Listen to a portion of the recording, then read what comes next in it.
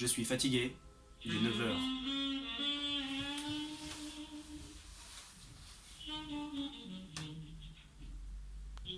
Connaissez-vous Rimbaud? Eh bien, nous allons parler de lui. En 1870, ce poète romantique écrit un poème, puisqu'il est poète. Ce poème se nomme Les Effarés.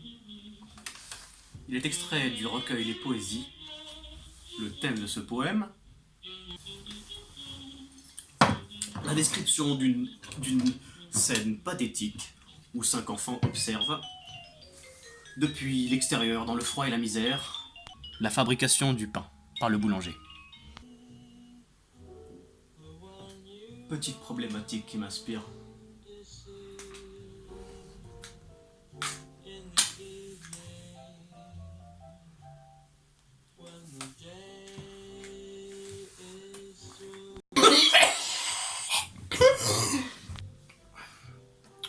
Comment l'auteur, en décrivant de manière séduisante une situation quotidienne, pousse-t-il le lecteur à un sentiment de révolte contre la misère?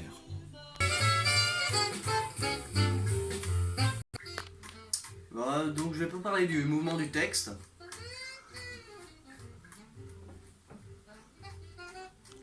L'auteur décrit de manière pathétique 5 enfants dans le froid qui observent la fabrication du pain. Pour ce qui est du mouvement 2, les enfants et le lecteur sont séduits par la symphonie des sens lors de cette fabrication. L'auteur, pour le mouvement 3, dénonce l'injustice sociale, en mettant en opposition le monde chaleureux et vivant du pain, et la misère froide de la rue. Le mouvement 4, c'est la déception finale. Déception finale du lecteur, oui. Et c'est la critique aussi de la foi aveugle par l'auteur. Les enfants restent dans le froid, à prier. Le ventre vide. À partir du mouvement du texte, nous allons procéder à l'analyse lunaire.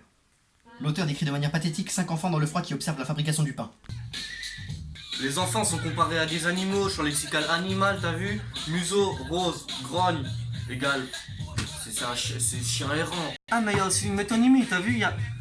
Leur chemise tremblote, ça veut dire il fait très très froid. Il y a des adjectifs aussi qui désignent la saleté, genre le noir, et en fait ça fait un contraste avec la neige, parce que la neige c'est blanc.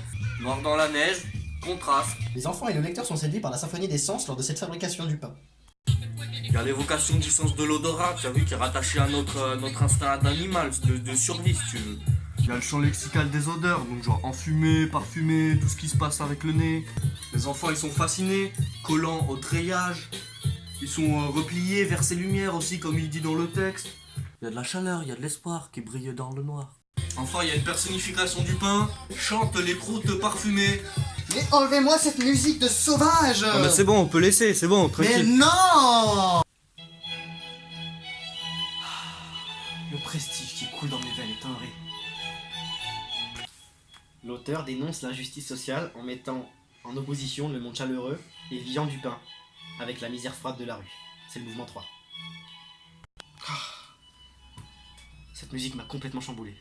On observe l'épalage du boulanger au gras sourire. Il est gros. Le contraste entre la situation du boulanger et celle des enfants est flagrant.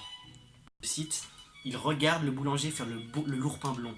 Et l'évocation du soupirail rouge, dont l'adjectif et le nom sont apparentés à la chaleur, marque une puissante opposition avec le froid de l'extérieur.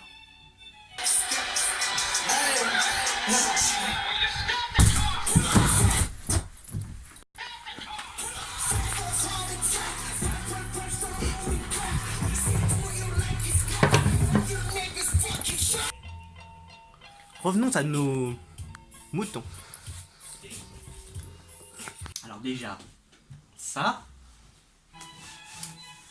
Alors, parlons de la déception finale du lecteur et la critique de la foi aveugle par l'auteur. Les enfants restent à prier dans le froid, le ventre vide.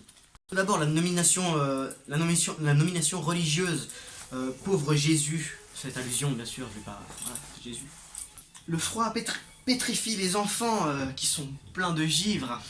Les enfants finissent par déchirer leur haillon cité, si fort qu'ils finissent par crever leurs culottes. Oh, les pauvres. Les enfants qui sont repliés. Non. Qui sont à genoux. Ah non, en fait non. Ils sont repliés, comme j'avais dit. Ils semblent être à genoux, par conséquent. N'est-ce pas la synonyme de misère? Les dernières notes du poème sont au vent d'hiver.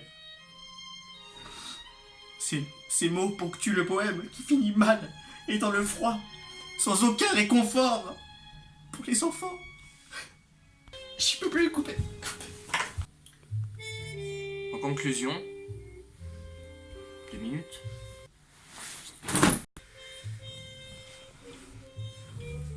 L'auteur provoque un sentiment de révolte chez le lecteur, En utilisant le registre pathétique. et en mettant en opposition le monde chaleureux et agréable du pain avec la misère froide et la rue. La foi aveugle. Quoi qu'il en soit, Rimbaud, c'est fini pour aujourd'hui. Moi, je vais aller m'acheter une baguette de pain et nous vous retrouverons dans un prochain épisode de Film Révision. Quoique.